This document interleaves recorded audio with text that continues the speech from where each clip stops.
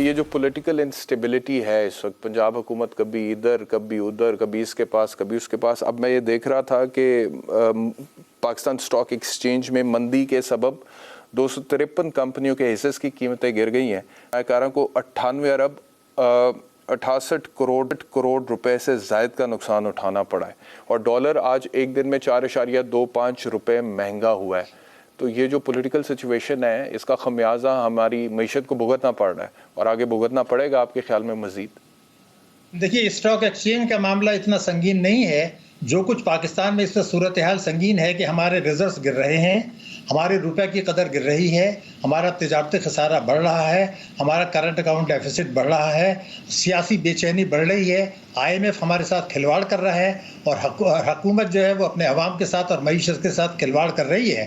اور اب یہ واضح ہو گیا ہے کہ IMF کے ساتھ پیسہ ملنے کے بعد بھی جو ہمیں بہت زیادہ امیدیں تھیں کہ دوست ملکوں سے ملنے کے بعد روپے کی قدر میں استحکام آ جائے گا، ایسا کچھ نہیں ہوا. کیونکہ اسٹیٹ بینک جو کچھ معاملات طے کر رہا ہے وہ حکومت کو پتہ نہیں ہے، وہ ڈائریکٹ IMF کے ساتھ کر رہا ہے. عمران خان صاحب ان کو خود مختاری دے کے چلے گئے تھے. حالانکہ ماضی میں کئی ایسی مثالیں تھیں کہ حکومت اور اسٹیٹ بینک اگر چاہتے تو روپے کی قدر کو گرنے سے روک سکتے تھے، زر مبادلہ کے ذخائر بڑھا سکتے تھے، اور زر مبادلہ کے ذخائر بڑھانے کے بعد مہنگی شرح سود پر 13% میں بڑھا لیتے.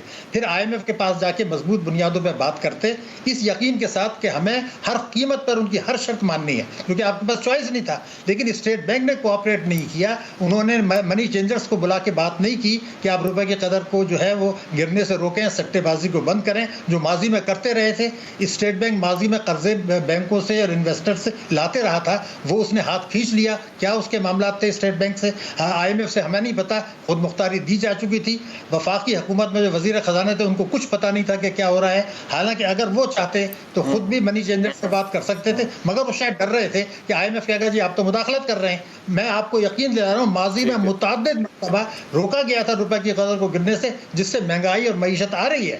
یہ جو کھلواڑ اس وقت ہوا ہے، اور آپ کے حکومت خاموش تماشائی بیٹھی رہی، ڈرتے تھے کہ انٹرفیرنس کا الزام نہ آ جائے. اسٹیٹ بینک ہمارے ساتھ کوآپریٹ نہیں کر رہا ہے، انہی کا آدمی ایکٹنگ گورنر بیٹھا ہوا ہے. تو اس وقت کچھ حکومت کو پتہ نہیں ہے کیا ہو رہا ہے، اور IMF کھلواڑ کر رہا ہے. شاید نیو گریڈ گیم کا جو مقصد ہے وہ بھی کھلواڑ کر رہا ہے.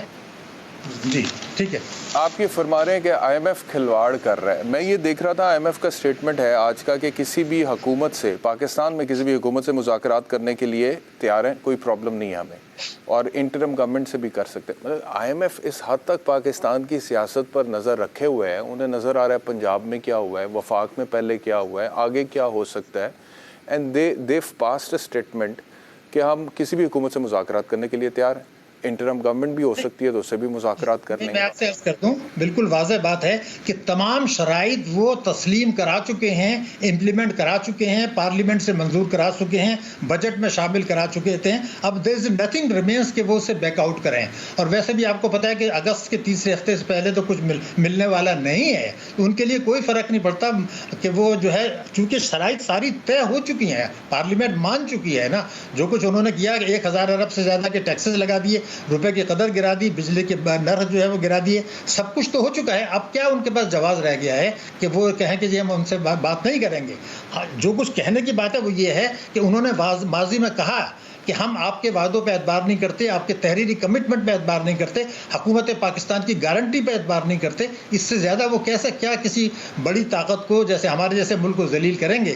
وہ یہ کہتے ہیں جی آپ کر کے دکھائیں، پارلیمنٹ سے اپروول لا کے دکھائیں، آپ اس پر عمل درآمد کرا کے دکھائیں. اس طرح سے کبھی پاکستان کی ہسٹری میں یا دنیا کی کسی ہسٹری میں کسی ملک کے ساتھ اتنا بڑا کھلواڑ نہیں کیا گیا جس میں ہماری اپنی نااہلی کو 100% دخل ہے. میں ضرور کہوں گا کہ میں پوچھنا چاہتا ہوں ہمارے وزیر خزانہ سے کہ جب وہ یہ کہا کرتے تھے کہ جو مئی میں سارا معاملہ طے ہو جائے گا، تو جون کا جو ان کا بجٹ تھا وہ IMF کے جو انہوں نے شرائط طے کی تھی اس کے خلاف کیوں بنایا؟ وہ کس کے کہنے پہ عمل کر رہے تھے؟ یہ بہت سارے پراسرار مسٹیریس سوالات ہیں جن کو، جس لیے کہ اس کا امپیکٹ آج نہیں، اب اس کا امپیکٹ 5 سے 7 سال آپ کو نظر آئے گا، معیشت پر منفی اثرات. تو اس کو اتنی آسانی سے کلوز کرنا مناسب نہیں ہوگا. گورنر اسٹیٹ بینک جاتے جاتے اسٹیٹ حکومت کو، IMF کو ایک ایگریمنٹ دے گئے تھے جو آئین کے خلاف تھا.